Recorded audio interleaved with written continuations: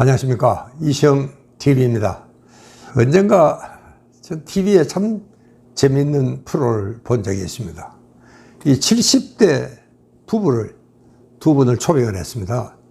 이게 뭐 보통 옷을 입고 뭐 좀 흐름한 그런 모습으로 오셨는데, 이제 미용사들이 또 이 패션 디자이너들도 몇 사람이 이 작업을 열심히 아주 하시더라고요.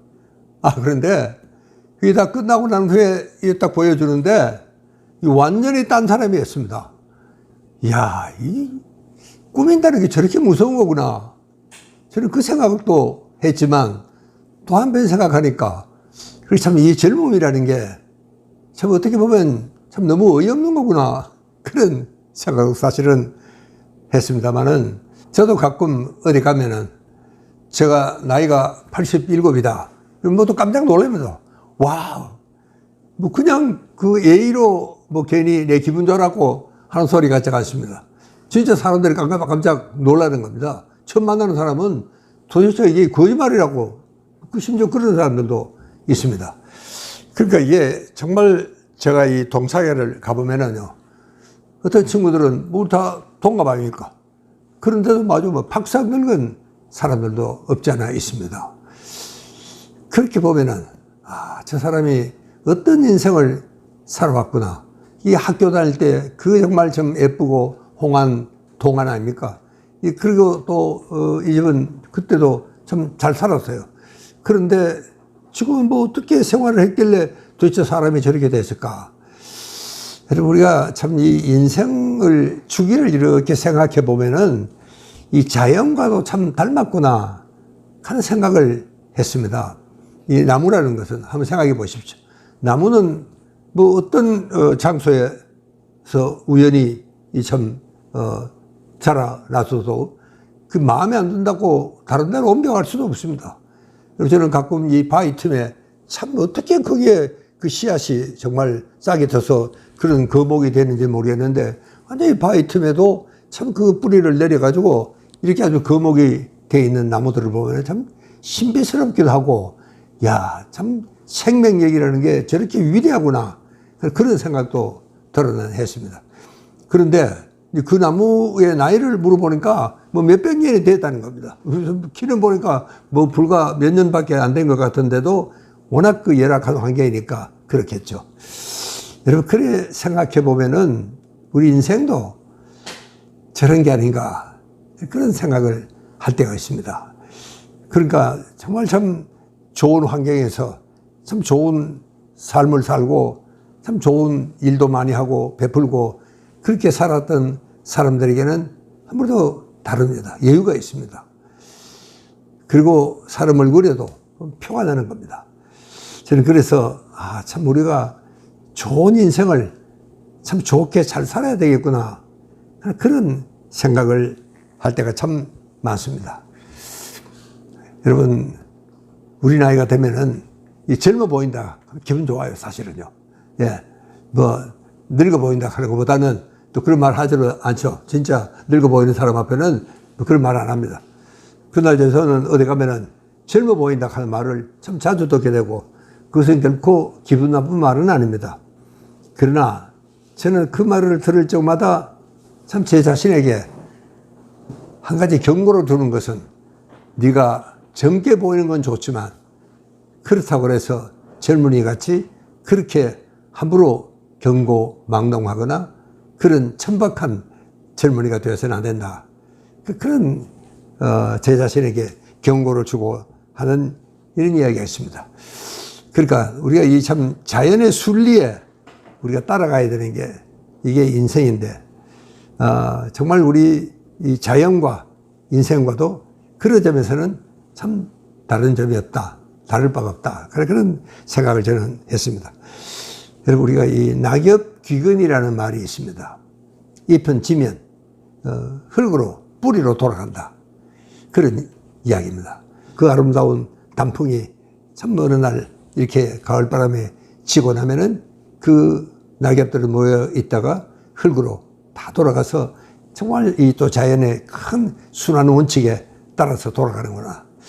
그래서 정말 이 내년 봄에 싹이 들 거름이 되고, 그래서 그 거름이 된 이 나무를 타고 올라가서 저 하늘 끝까지 올라가서 정말 참 천지 조화를 이루는 그런 자연의 법칙이 있구나. 여러분, 저는 그걸 보면서 우리 인생도 뭔가 저와 다를 게 있겠느냐, 저는 그런 생각을 했습니다. 우리 대학에 하와이에서 오신 교환 교수 한 분이 계셨어요.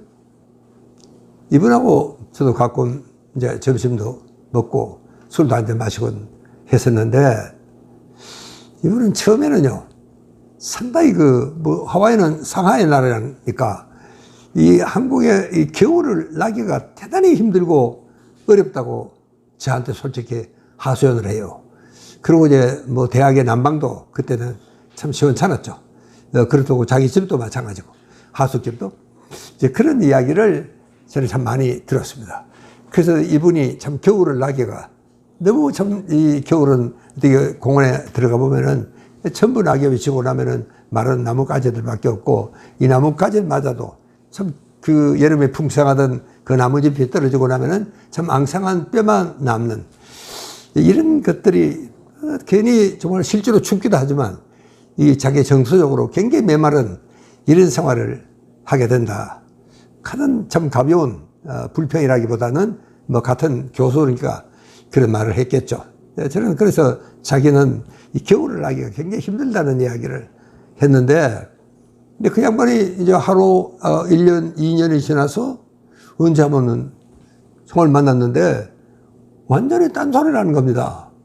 여보, 이 교수, 나는 당신이 참 부러울 때가 있었는데 내가 왜 그렇게 당신이 부러워졌는지를 이제서 알겠다.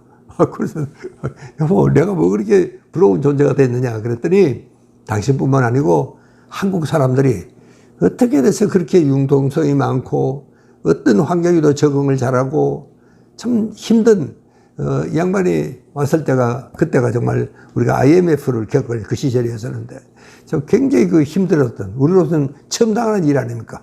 그때 그 IMF가 경제적으로는 엄청 어려웠는데도 불구하고 한국 사람들이 그 어려운 환경을 굉장히 어떤 나라보다도 정말 쉽게는 아니지만 그렇게 빠져나와서 이 경제 회복을 했는지, 자기는 그 이유를 한국의 자연에서 찾았다. 한국의 자연은 사계절이 너무 분명하다는 겁니다. 그러니까 정말 더울 때는 덥고 또 추울 때는 춥고, 그러니까 이게 더울 때는 더운 대로, 추울 때는 추운 대로 한국 사람들은 적응을 한다는 겁니다. 그래서 이 한국 사람들의 참 그 다양성이나 융통성이나 유연성이나 또 어떤 환경에도 적응을 잘하는 그런 것이 이제 이해가 가더라. 그러면서 자기도 이제는 사계절이 다 좋다는 겁니다. 처음에는 특히 이제 겨울이 아주 힘들었었는데 지금은 오히려 겨울에 이거 참 아주 나무도 나목이 더 튼튼해 보인다는 겁니다. 겨울 나무에 막 흔들려도, 겨울바람에 흔들려도 이 나목이 참 튼튼해 보이고, 그리고 정말 겨울에는 코드깃을 올리고 그게 참 조용한 그 숲을 지나는 그런 기분이라는 게, 이건 정말 참 겨울은 아주 차분하게 가라앉고 모든 것이 그렇게 정적으로 이렇게 평화롭게, 그런 겨울이 자기는 굉장히 좋아졌다. 그런 이야기를 정말 하더라고요. 그래서 그 양반하고 참 어떻게 보면은 참 우리가 이 사계절이 변하는 이런 거 마찬가지로 우리 인생도 그렇게 변하는 게 아닌가. 저는 이 사람 인생도 자연과 이게 다르지가 않다. 그런 생각이 정말 나더라고요. 그런데 이제 차츰 이제 이 나이가 들면은 또 나이가 든 대로 또 여러분 20대는 20대, 30대는 30대대로 그 나이에 맞는 고민을 해야 될 게 있습니다. 왜냐하면 우리는 나이에 상응하는 사회적인 기대나 역할이 있습니다. 그 사회적인 기대나 역할에 따라서 우리는 살아가지 않으면 안 됩니다.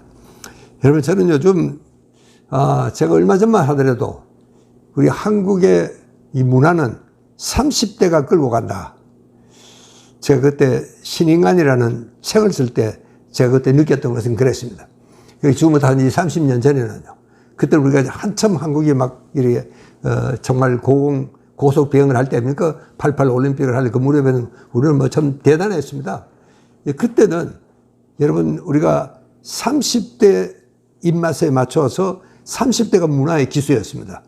왜냐하면은 그 사람들의 입맛에 맞추어야지 이게 장사가 되는 겁니다. 뭐 요리도 그렇고 음악도 그렇고 영화도 그렇고 패션도 그렇고 모든 것이 30대가 주역이었습니다. 그래서 30대가 우리 한국의 문화를 이끌고 가는 기수다. 저는 그렇게 생각을 했었는데 여러분 그 30대가 이제는 50대가 됐습니다. 근데 지금은 보면은요 50대가 주역인 것 같습니다. 50대가 이렇게 이제 모든 것은 50대 입맛에 맞춰야 되겠다. 그래야 이제 장사가 되는 겁니다. 그래서 참 우리는 이 인생이 늙어가는 것도 어떻게 보면 자연과 참 닮은 데가 많구나. 그런 생각을 했습니다. 여러분, 그러니까 이 50대는요, 좀 딱하게지만 이 30대를 너무 화려하게 지냈기 때문에 여러분, 이 세대야말로 한국의 부를 가장 정말, 만끽하고 살았던 세대입니다.